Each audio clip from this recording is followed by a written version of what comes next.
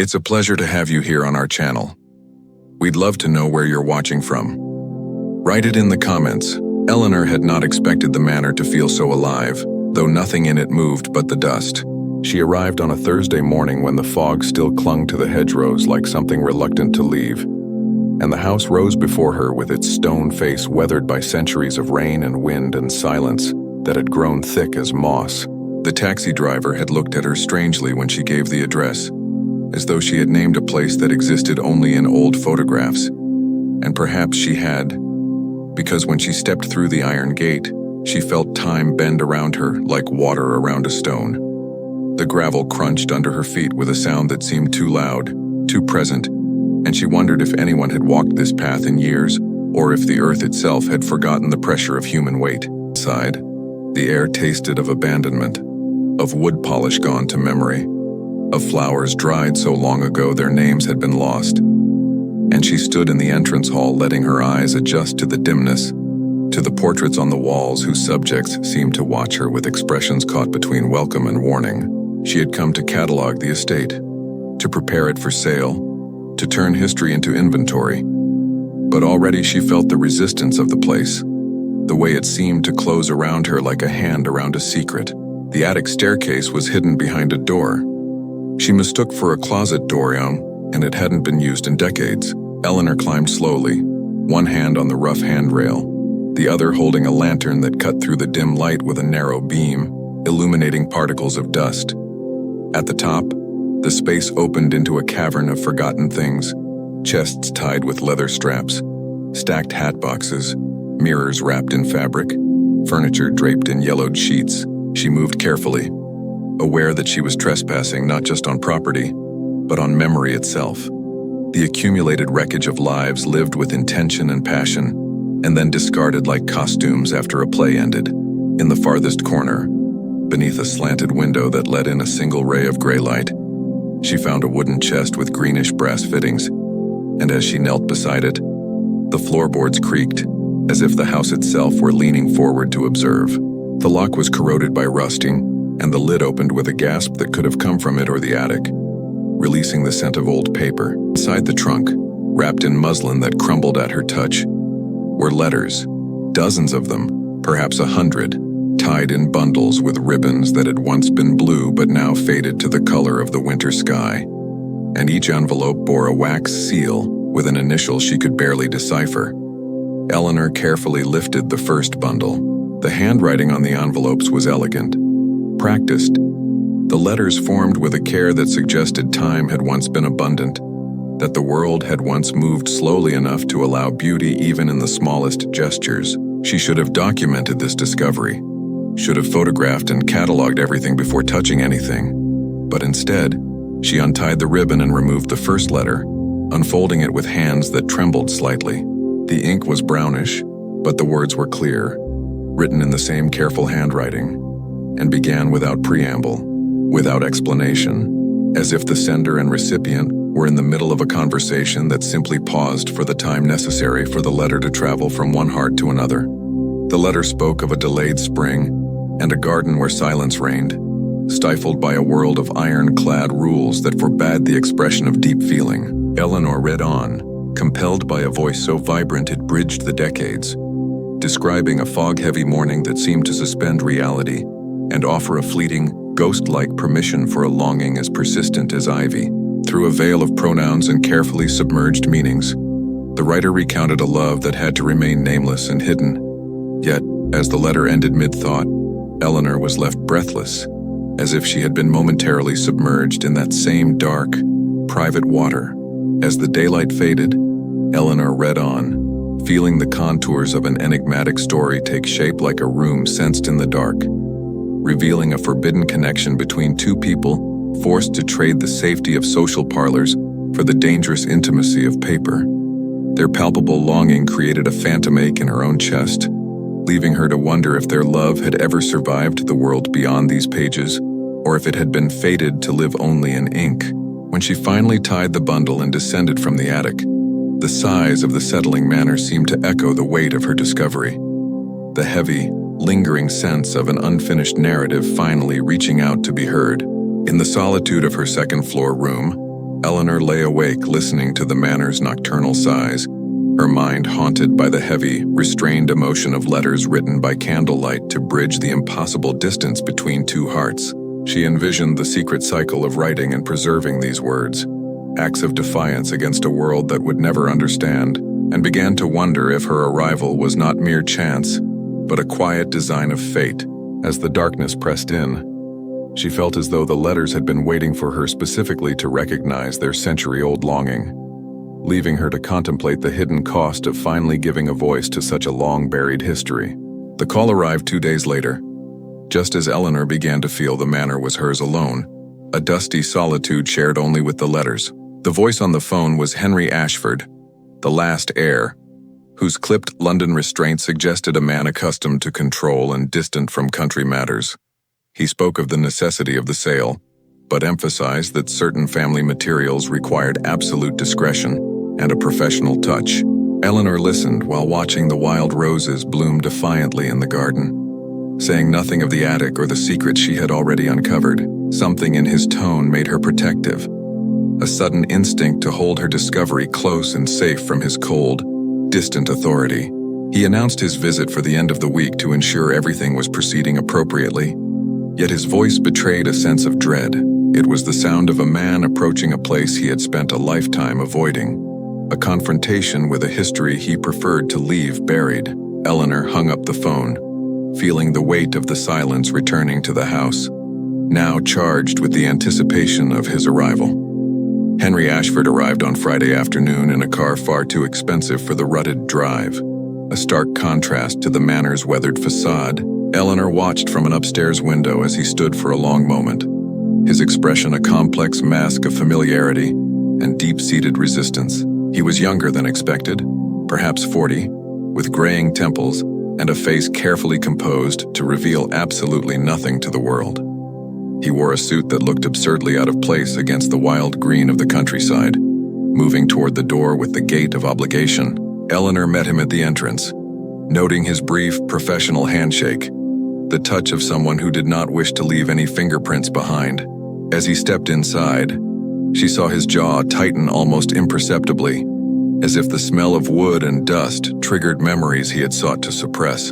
They stood in the hall making small talk about the weather and her progress, avoiding the heavy presence of history that pressed against them.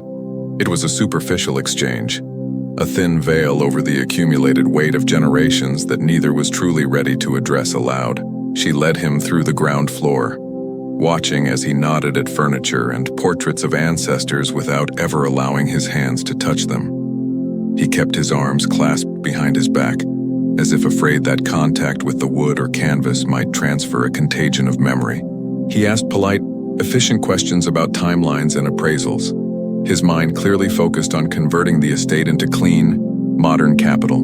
Beneath his professional veneer, Eleanor felt the tension of all he was not saying, his desperate need to be unconnected to the past. When she mentioned the family correspondence found in the attic, a quick shadow of fear or anger flickered across his face like a bird's wing. He asked where the letters were located, and his expression immediately closed, becoming a mask of polite interest that revealed his iron resolve. They began the ascent to the second floor, the air growing heavier with every step they took toward the hidden heart of the house. Eleanor felt the shift in his energy, a growing stillness that suggested he was bracing himself for a confrontation he could no longer avoid. The climb to the attic felt like moving through deep water, each step slower and more deliberate as Henry's polished London exterior began to crumble. By the time they reached the top, the silence between them was absolute, broken only by the sound of the wind moving through the old eaves. Eleanor led him to the open chest where the letters lay visible, and she watched the color drain from his face as he stared at them. For a long moment, he said nothing. The only sound, the rhythmic settling of the Manor and the steady beat of Eleanor's own expectant heart. When he finally spoke, his voice had lost its formal edge, sounding suddenly younger and more vulnerable than it had on the telephone. He insisted that the letters should not be read, claiming they were private family matters that had been concealed for a very specific reason. He argued that exposure would serve no purpose other than to satisfy a prurient curiosity about people who could no longer defend themselves. It was clear that reputation mattered more to him than the truth, and he wanted the family name kept clean at any cost. Eleanor stood her ground, telling him quietly that the letters were part of the estate and could not be omitted from the official catalog. She insisted that history was not something to be curated into acceptability, and she felt a fierce, new determination rising up within her. Henry looked at her then, really looked at her, and she saw the deep conflict between his duty to protect and his need to escape. They stood on opposite sides of the chest like people separated by a vast body of water, the silence stretching into its own conversation. Eleanor could feel the shape of his resistance and he could feel the shape of her resolve, until a small stone of his defense loosened. He did not give her explicit permission to continue, but he no longer forbade her, his shoulders bending under a weight he had forgotten. He turned to descend the stairs, his posture defeated, as if the house had finally reminded him of a burden he had carried for too long. The power dynamic had shifted in the dim light of the attic, leaving Eleanor with the letters and a sense of heavy responsibility. Before leaving, Henry stood by his car in the golden afternoon light, looking back at the manor with an expression that was almost mournful. He mentioned, almost to himself, that his grandmother had lived there alone until her death, never marrying despite having many other options. He confessed that the family never understood why she chose such a lonely existence, keeping the rooms exactly as they were in her youth. As he spoke, Eleanor realized that he carried a fragment of a story that did not fit the respectable narrative he had been given. The information emerged against his will, pulled from him by the house itself. Revealing a crack in the armor of his family history, he drove away without a goodbye, his expensive car navigating the ruts as he disappeared beyond the trees and out of sight. Eleanor remained in the evening light, wondering what he would do now that he knew she held the key to his family's secret. She felt the unfinished story waiting for her in the attic, a persistent longing that reached out across the decades to be heard. Are you enjoying the story? Then subscribe, like, and share. The phone call from Henry Ashford fractured Eleanor's brief sense of solitary ownership over the manor and its letters. His voice, marked by a clipped London restraint, carried the cold authority of a man more comfortable with business than with history. He spoke of the estate sale with a professional detachment that barely masked a deep-seated dread of the property itself. Eleanor watched the wild roses blooming defiantly outside, choosing to keep her attic discovery a secret from his distant ears. Something in his insistence on discretion triggered a protective instinct in her, a silent vow to shield the letters. He planned his arrival for the end of the week, sounding like a man forced to face a long-buried ghost. As she hung up, the house seemed to settle into a charged silence, heavy with the anticipation of his presence. The solitude she had enjoyed felt suddenly fragile, overshadowed by the approaching weight of the last heir's complex legacy.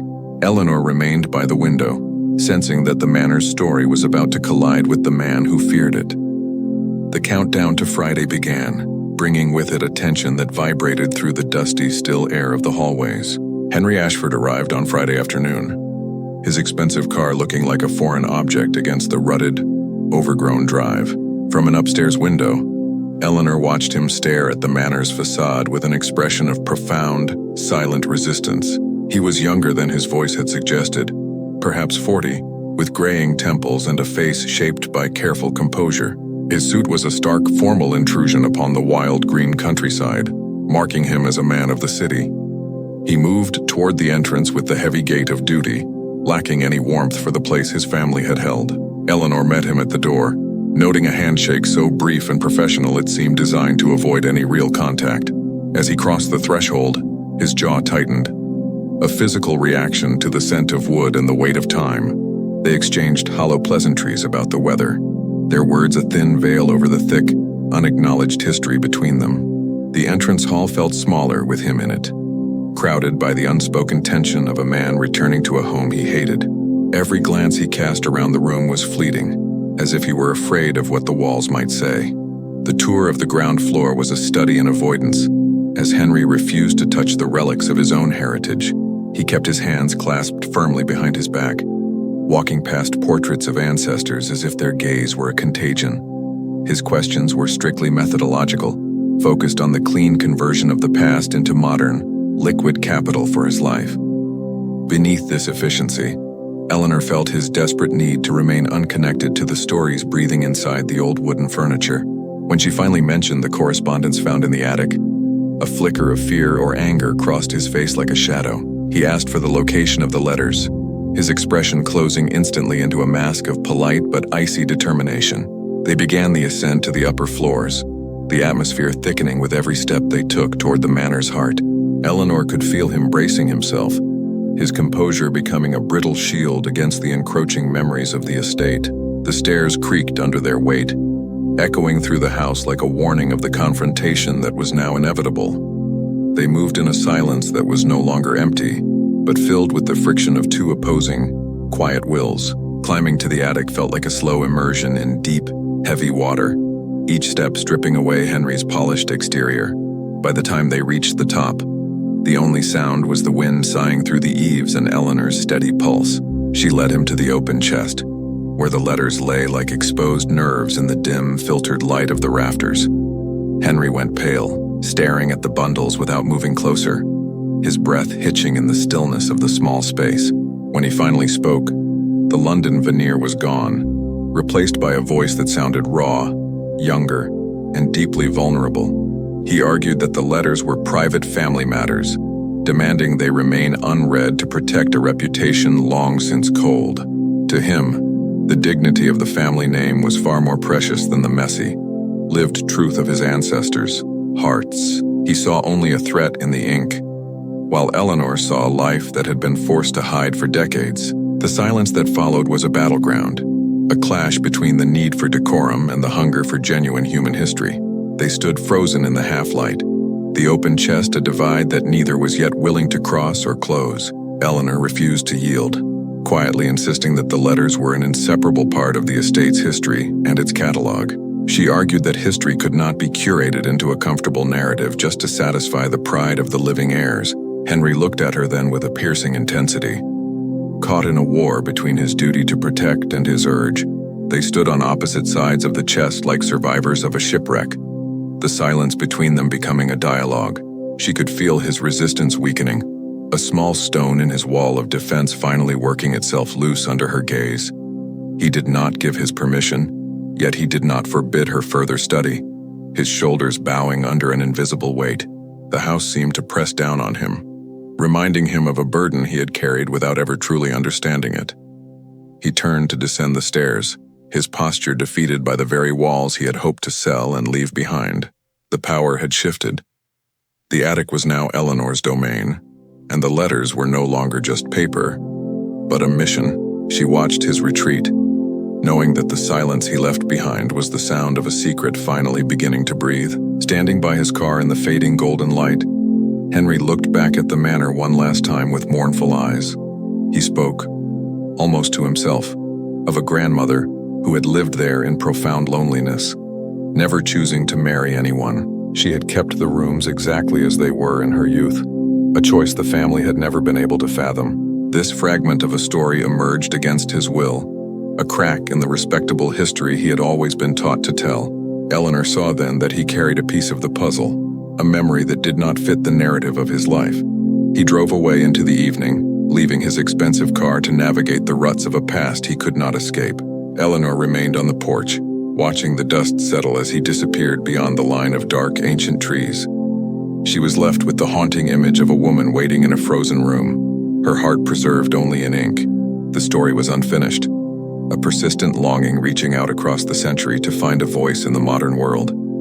Eleanor felt the weight of the responsibility now, a quiet fire burning in the attic, waiting for her to return. Eleanor lived in two timelines at once, cataloging the manor's china by day and submerged in the letters by night. The resonance between Catherine's hidden life and her own past grew louder, echoing a recent, painful breakup in London. She had spent 3 years in a relationship defined by unspoken conditions and the exhaustion of living a divided life. Though the centuries differed, the emotional architecture was identical, the constant calculation of public versus private self. Eleanor realized she hadn't just taken a job, she had unknowingly sought a mirror for her own deep-seated unrest. The letters acted as a hand extended across time, reaching out to her from a world of rigid, ironclad rules. She felt the visceral force of a longing that mirrored her own, a craving for a simplicity the world denied. Each evening in the attic became a journey toward a truth she had long tried to ignore within her own heart.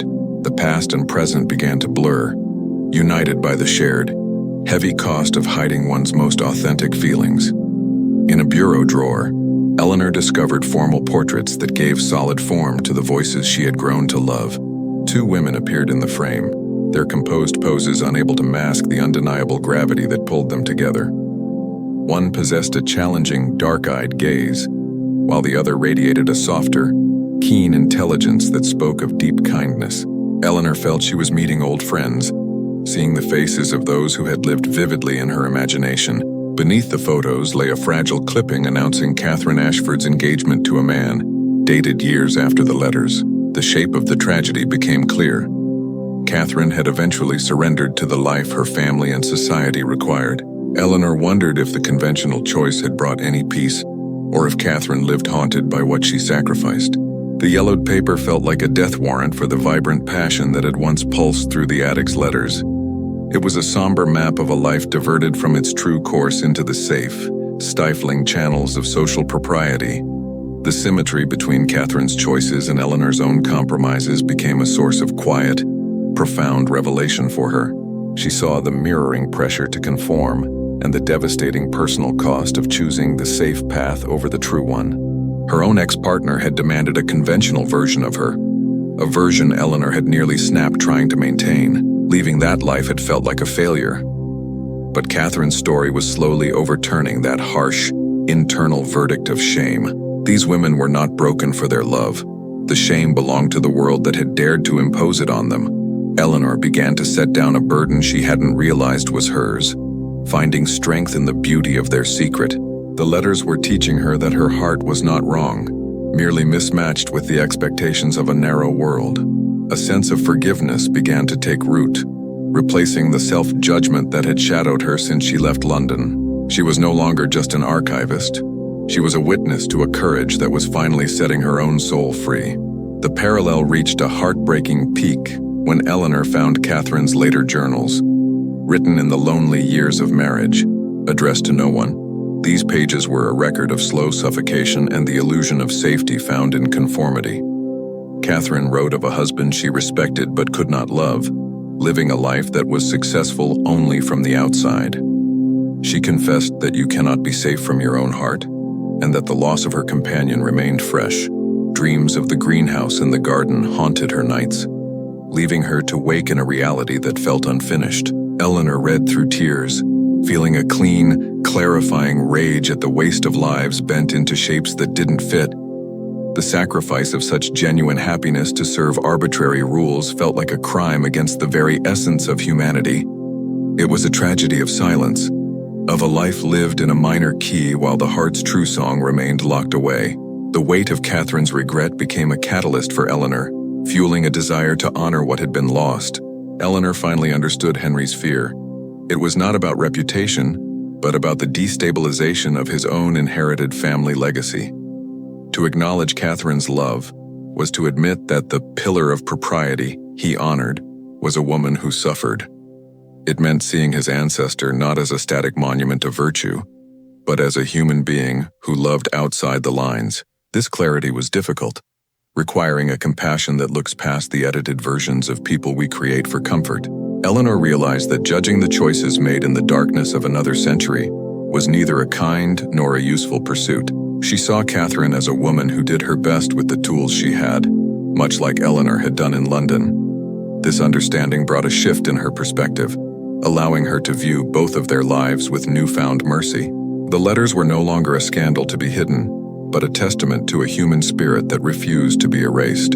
She saw the bravery in the longing, a quiet defiance that persisted even when the world tried to bury it. That evening, Eleanor drafted a formal proposal to ensure the letters were preserved in an archive where they belonged. She argued they represented a vital, rare historical record of a love that had too often been scrubbed from human history. Her professional language masked a personal conviction that these voices had saved her from her own sense of profound isolation. She made the case for their cultural value, but her heart was focused on the legitimacy of the love they contained. When she finished, a sense of lightness washed over her. As if a long-held breath had finally been released in peace, she fell asleep in the study, surrounded by papers, while the manor seemed to breathe softly in the cooling night air. The stories within the walls were no longer unfinished. They had found a listener who would carry them into light. Eleanor slept soundly, knowing she was not alone. Joined by the spirits of those who had loved and waited, the house held them all now, a silent guardian of the truths that were finally, and rightfully, being set down. Subscribe, like, and share if you want more stories like this. The truth didn't emerge from Catherine's words, but from a hidden legal document that confirmed Henry Ashford's worst fears. Eleanor found a letter from a lawyer addressed to Catherine's father, detailing accusations made by a domestic servant. The text, though polished and cautious, described an inappropriate association between Catherine and her companion, Sarah Thornton, which demanded immediate intervention. The recommendation was cruel and pragmatic: Sarah's instant dismissal and permanent removal to preserve the family's honor. Eleanor realized that the abrupt change in tone from the previous letters had not been a choice, but an imposition. The system of social control had begun to grind down the happiness of the two women with surgical and merciless precision. The discovery revealed that Catherine's silence had been bought with the pain of her beloved's exile. The machinery of Victorian respectability had acted quickly to silence any whisper of scandal before it could tarnish the Ashford name. Seated amidst the papers, Eleanor felt the crushing weight of a life decided by others and the rigid morality of the time. Catherine hadn't abandoned Sarah willingly. She had been coerced by her father, the lawyer, and the servant's betrayal.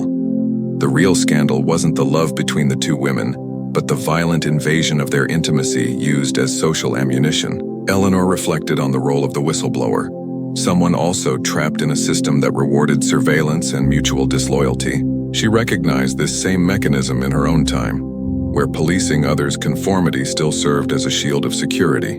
The human capacity for cruelty in the name of status remained a depressing constant throughout the past centuries. Their love had been transformed into an administrative crime, a flaw that needed to be corrected to maintain the appearances of a privileged class. Catherine's pain became palpable, an open wound inflicted by the very hand that should have protected her happiness and her heart. Subsequent documents revealed the cold closure of years of connection through a bank transfer intended for Sarah Thornton's survival. Eleanor found a letter from Catherine to the lawyer, written under visible duress, requesting that Sarah be sent to a post abroad. Every formally correct sentence concealed a deep agony, suggesting that Catherine's father had supervised every word to ensure its coldness. The realization that Catherine had been deprived even of a dignified goodbye transformed the subsequent letters into a record of grief. She had lived an unwanted marriage in a house that had become the museum of her own truncated and lifeless existence. Eleanor felt an intense fury against all those who conspired to destroy something beautiful, simply because it didn't fit their standards. The father, the lawyer, and the spy became architects of a loneliness that would last decades, burying the truth under layers of gold and duty. The financial transaction was the cynical final point placed on a story that deserved to have been written with freedom and affection. This discovery reopened wounds in Eleanor's own soul, bringing to the surface memories of her mother and estranged friends. She recalled her family's icy neutrality in trying to explain her own identity, and the loneliness of being seen as something wrong. The parallel with Catherine wasn't exact due to changes in the laws, but the emotional truth of being marginalized was the same. The feeling that acceptance was always conditional and full of hidden terms linked the two women across the temporal abyss. Eleanor felt firsthand the experience of being considered a stain on social respectability, someone who needed fixing or conveniently hiding. Even in a different century, the cost of being authentic still involved the risk of losing those they claimed to love unconditionally. Catherine's pain validated her own, transforming the historical record into a clear mirror of their inner battles and scars. Catherine's isolation in the past echoed in Eleanor's present, uniting them in a sisterhood of forced silences and painful truths. Eleanor postponed contacting Henry for 2 days, feeling the weight of that evidence like a stone in her stomach as she worked. The letters now seemed like proof of a legal case still in court, crying out for a justice that time had tried to erase. She obsessively thought about the fate of Sarah Thornton, who had disappeared from official records as if she had never existed in the world.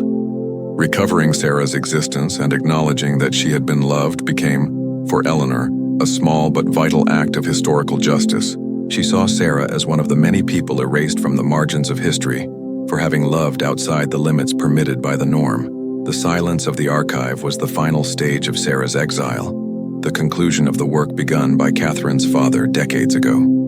Eleanor felt that, by giving voice to these shadows, she was challenging the oblivion imposed by those who wanted to protect only the surface. Each document analyzed was a step towards repairing a narrative that had been deliberately mutilated to serve power. When she finally called Henry, Eleanor realized his voice had lost its London polish, revealing an unexpected exhaustion and vulnerability. He confessed that his grandmother, Catherine's daughter, had mentioned her mother's chronic sadness, a private grief no one dared name. Instead of the anger Eleanor had anticipated, Henry showed deep sorrow as he understood he had inherited the consequences of cruel choices. He asked if Catherine had found peace, and Eleanor had to confirm that her later writings showed a woman who had simply accepted her loss. Catherine had fulfilled her duty and died surrounded by respect, but deprived of the joy Sarah Thornton had once given her in the garden. Henry absorbed the truth in silence, feeling the weight of the inheritance shift from material fortune to emotional responsibility. The understanding transformed his view of his lineage, humanizing Catherine beyond the pedestal of decency. The story was, at last, complete in its tragedy, and Henry's burden now was to decide how to honor the memory of one who had suffered so much. Henry arrived the next morning unannounced, looking haggard and vulnerable as he stood at the door with shadows beneath his tired eyes. The careful grooming of his first visit had vanished, replaced by a distracted air that made him seem younger and more fragile. He asked to speak somewhere less weighted by history, and Eleanor led him to the kitchen, the Manor's most ordinary room. They sat across from each other at the scrubbed table, while morning light spilled over the untended garden through the windows. Henry gripped his tea mug for warmth, silent for a long while as he struggled to find words for his heavy thoughts. When he finally spoke, his voice was halting, testing each sentence as if afraid of the weight they carried in the air. He talked about responsibility and the burden of being the last Ashford, the one left to manage a complex and shifting legacy. The property and money were simple inheritances, but the truth of the letters was a far more difficult and demanding debt to pay. Eleanor waited patiently, sensing that he was on the precipice of a profound realization about his own life and his family's long-guarded past. He confessed that his entire life had been defined by the singular duty of upholding the family name, shielding it from any scandal. This teaching had dictated his career, his social distance, and his avoidance of anything that could be deemed controversial or questionable. Like his father and grandfather before him, he had viewed himself strictly as a steward, a man meant to pass on a pristine name.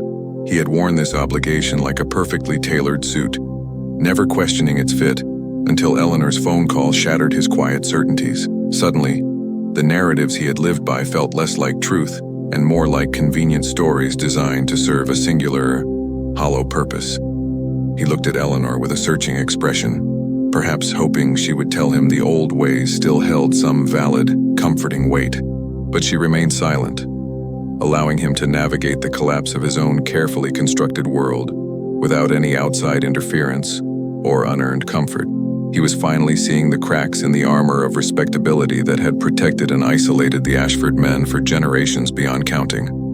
With surprising honesty, Henry described a life that looked successful from the outside, but felt increasingly hollow and lonely within its walls. He spoke of a painful, public divorce that had driven him further into the safety of work and a life of rigid, cold propriety. He had told himself that this emptiness was merely the reality of adulthood, something to be endured rather than examined or deeply questioned. But learning about Catherine's choice between authenticity and acceptance made him wonder if he was currently repeating her tragic, lifelong mistake. He feared he was building a life that would look impressive on paper but feel like a mere sentence to be served by the end. Eleanor recognized this modern loneliness, the ache of having everything promised by society, yet still searching for a soul-deep connection. They were two people separated by a century from Catherine, yet they were all united by the same struggle to find genuine meaning. The weight of his confession hung in the kitchen, a shared acknowledgement of the high cost of living a life that was never truly one's own. Henry finally asked Eleanor what should be done with the letters, turning to her for the help he could not provide himself. Eleanor spoke carefully, aware that her response could tip the balance of a man already standing on a very precarious and emotional edge. She argued that the letters documented a love as real as any celebrated in history, and that hiding them was an act of shame. To continue the secret was to perpetuate the very judgment that had caused Catherine such immense and lifelong suffering while she was still alive. Eleanor suggested that the real dishonor lay in treating Catherine's heart as a scandal rather than a testament to a deeply human experience. She challenged him to consider if he was protecting Catherine's dignity or merely his own comfort in maintaining a neat, respectable narrative. The question was a mirror held up to his fears, forcing him to decide if he would be a jailer of the past or its liberator. It was a call to choose truth over the hollow safety of a reputation built on the erasure of a woman's most profound feelings. The silence stretched as the sun moved across the floor, and Henry wrestled with the urge to put the lid back on the chest. Part of him wanted to run, to sell the manor and walk away from the messy, human truth that did not fit his world. Yet, another part of him realized that his life felt hollow because he had always avoided the complications of genuine, unedited emotion. He mentioned his grandmother's journals, locked in a London vault, which he had always assumed were as proper and dry as the family name. Now, he wondered if she had known more than she said. And for the first time, he felt a genuine desire to know the truth. He was ready to look into the darkness of his history, even if it meant rethinking everything he believed about his own identity. The prospect of discovery was painful, yet it offered a spark of vitality that his life of careful propriety had never managed to provide. He was no longer just a steward of property. He was becoming a seeker of the truth that lay hidden beneath the floorboards. Eleanor felt a shift in the room, a new possibility opening as they both moved toward a deeper understanding of what inheritance truly meant. Henry stood to leave but paused, asking Eleanor to stay beyond her cataloging duties to help him sort through the manor's real story. He could not promise to make everything public, but he wanted to understand the full truth before he made any final, life-altering decisions. He needed her perspective, the eyes of someone who saw value in the truth even when it was inconvenient or disrupted comfortable social lies. Eleanor agreed, and they shook hands at the door, a formal gesture that felt more like a sacred pact between two newfound allies. They were committing to a journey into the heart of the Ashford legacy, one that would require courage they were both still finding. As he drove away, the house felt different, no longer a tomb of secrets, but a place where a long-delayed conversation was starting. Eleanor stood in the doorway, ready to face the ghosts of the attic with a man who was finally learning how to breathe. Subscribe, like, and share if you want more stories like this. The slim leather-bound journal retrieved from the bank vault felt like a bridge to a daughter Eleanor had never known. Margaret, born late in Catherine's life, wrote with an elegant but uneven hand that mirrored the emotional intensity of her sporadic entries. She described her mother as a woman present in body but perpetually absent in spirit, managing the manor with a cold, joyless efficiency. Margaret often observed Catherine at her desk, writing letters that were never sent, or weeping without any explanation for her grief.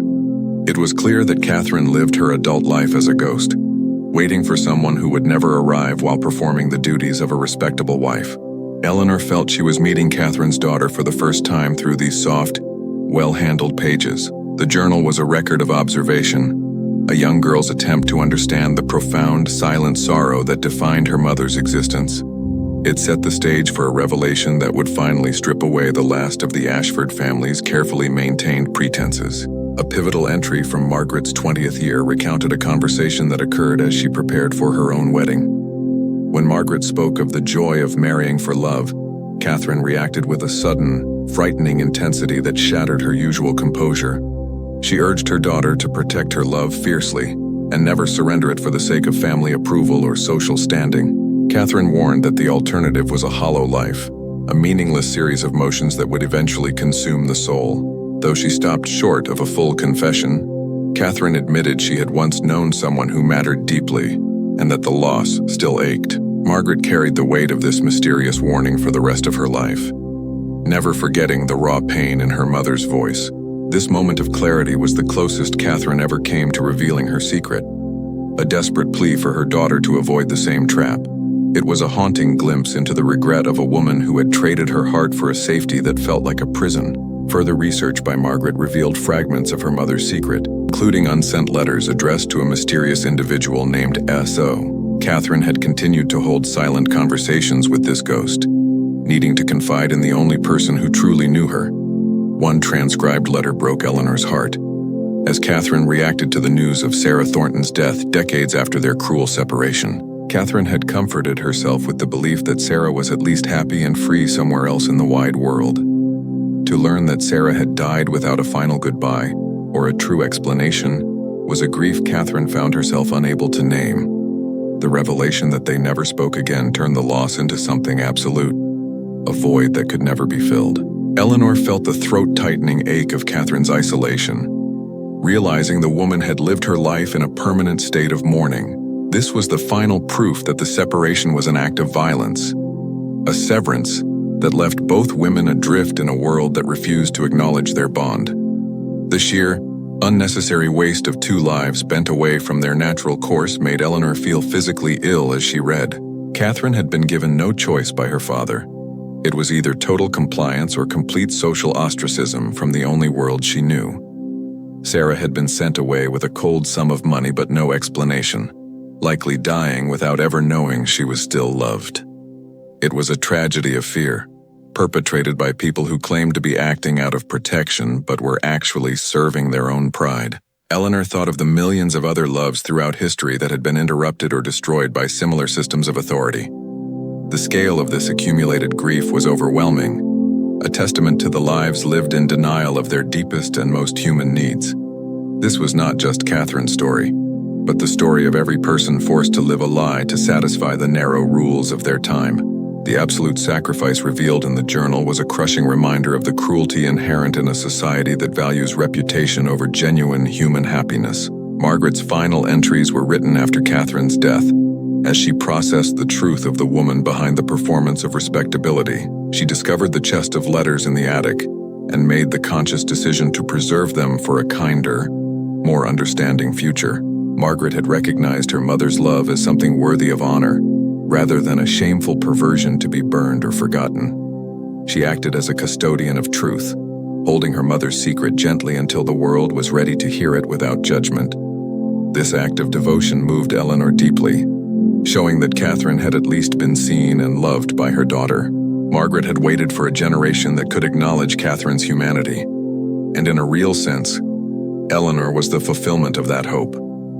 The devotion required to keep such a secret was a form of justice, a quiet rebellion against the erasure of Sarah Thornton. Margaret's choice ensured that the truth remained alive, breathing in the dark until it could finally be brought into the light of day. Eleanor called Henry immediately, her voice shaking as she shared the weight of his grandmother's profound and silent loyalty to Catherine. Henry was silent for a long time, realizing that his own grandmother had protected this secret even in the cold finality of death. This changed everything for him. He saw that some truths were far more important than the hollow preservation of a family's reputation. He decided to stop being afraid of social judgment and began to find the courage to acknowledge what was actually true. A door was opening that could never be closed again, allowing Catherine and Sarah to finally breathe in the light of the sun. They spoke of transforming the manor into an archive dedicated to preserving stories of lost or hidden loves like theirs. Henry wanted to turn the site of Catherine's loneliness into a place of light that might ease the isolation of others in the future. Eleanor felt her own burden lighten, realizing that healing was found in transforming past pain into something that could serve and illuminate. The work of transformation took months, a period where Eleanor and Henry felt like midwives to a truth waiting decades to be born. They cataloged every letter with reverent care, allowing Catherine and Sarah to emerge from history as complete people rather than cautionary tales. The manor shifted from a rigid family monument into a living archive for the hidden and the carefully forgotten. Eleanor watched this change with wonder, amazed that acknowledging the real could alter the very atmosphere of a place. The story was no longer a tragic secret, but a dignified narrative of two women who loved, despite every obstacle. This process turned the house into a sanctuary, where the erased were finally given their rightful place in time. Every transcript prepared was a step toward healing the fractures of a legacy built on forced silences. The air in the hallways felt lighter, as if the walls themselves were exhaling a long-held breath. It was a metamorphosis of stone and spirit, proving that words have the power to reclaim lost humanity. The project became a beacon for those whose histories had been deliberately obscured by the past. Henry changed as well, shedding his protective shell of London polish and expensive detachment to engage in the practical work. He took a leave from his career to help convert the Manor's rooms into galleries, finding a new sense of purpose. Their conversations wandered into personal territory, where he confessed that his own failed marriage had been an echo of Catherine's conformity. Eleanor shared her own reckoning, and they found mutual recognition in the exhaustion of living for others. Narrow expectations, seeing Henry grow more comfortable with his own vulnerability, made him a man Eleanor truly liked and respected. He was no longer running from his history, but was actively working to dismantle the patterns that had stifled his family. Their shared labor created a bond rooted in the courage to finally break generational cycles of emotional repression. By witnessing Catherine's struggle, Henry began to understand the hollow nature of the life he had previously endured. He was learning that authenticity was not a scandal to be feared, but a prerequisite for a meaningful existence. The deeper Eleanor worked with the material, the more she realized that this story had found her exactly when she needed it. Reading the letters taught her about the dual costs of defying society and living with the quiet consequences of compliance. She understood the vital necessity of being witnessed, of having one's truth acknowledged even if it could not be fully lived. This realization inspired her to begin writing her own personal account, braiding Catherine's journey with her own modern struggles. She wanted to show that the fight for an authentic life was an ancient, universal endeavor worthy of deep honor. Her professional detachment had dissolved into a personal responsibility to all those whose stories remained hidden in the dark. She saw herself not just as an archivist but as a storyteller bridging the gap between centuries of suppressed longing. The letters provided her with the framework to forgive her own past and embrace a future without compromises. Every page she archived was a testament to the fact that no one should ever have to love in secret. The archive's opening was a quiet, intimate event, attended by historians and those who saw their own lives reflected in Catherine's. Eleanor watched as visitors encountered the transcripts, seeing the immediate and visceral impact of the women's century-old love. Tears fell as people read Catherine's final letter, a moment where abstract history became a sharp, personal mirror of recognition. These small, silent exchanges justified the months of labor, proving that the truth could resonate across any distance of time. The archive functioned as a space where the marginalized could find pieces of themselves preserved with dignity and care. It was a profound validation for everyone who had ever been told their heart was a mistake or an impossibility. The atmosphere was one of quiet gratitude, as if the guests were finally receiving a permission they had long sought. Eleanor realized that by telling one specific story, they had opened a door for countless others to feel seen. The Manor had successfully transitioned from a place of private grief to a site of public, collective healing. Henry spoke with heartfelt sincerity at the opening, standing in the hall where he had once felt so painfully out of place. He talked about his great-great-grandmother and his gratitude toward Eleanor for forcing him to look at what he feared. He acknowledged that his real inheritance was not the property, but the chance to finally tell the truth about his family. He couldn't fix the years Catherine and Sarah had lost, but he could ensure they were remembered with absolute honor. His words moved the room, speaking not as a distant heir, but as a man who had discovered the cost of conformity. He committed to ensuring future generations would know they were not alone in their struggles with love and identity. The audience responded with soft sounds of agreement, recognizing the weight of the legacy he was now choosing to carry. Henry had found his voice by giving one back to the ancestors who had been silenced for so long. His speech marked the end of the Ashford family's era of deception and the beginning of a truthful legacy. On her final day, Eleanor returned to the attic to say a quiet goodbye to the ghosts who had become witnesses. She felt whole in a way she hadn't been before, having learned that the real work of history is preserving feeling. The attic was no longer a haunted space of secrets, but a site of testimony that changed both the past and her future. She left the manor feeling lighter, carrying the knowledge that she possessed the freedom Catherine and Sarah were denied. The garden outside was wild and beautiful, a symbol of a life that refuses to be neatly pruned or contained. Eleanor walked toward her future, understanding that some stories, once told, can never be returned to the dark. She had closed a circle of grief and opened a path of possibility for herself, and for the archive she left behind. The house remained as a silent guardian, no longer hiding the truth, but illuminating it for all who entered. As she drove away, she knew the doors she had opened would stay unlocked for the many voices yet to be heard.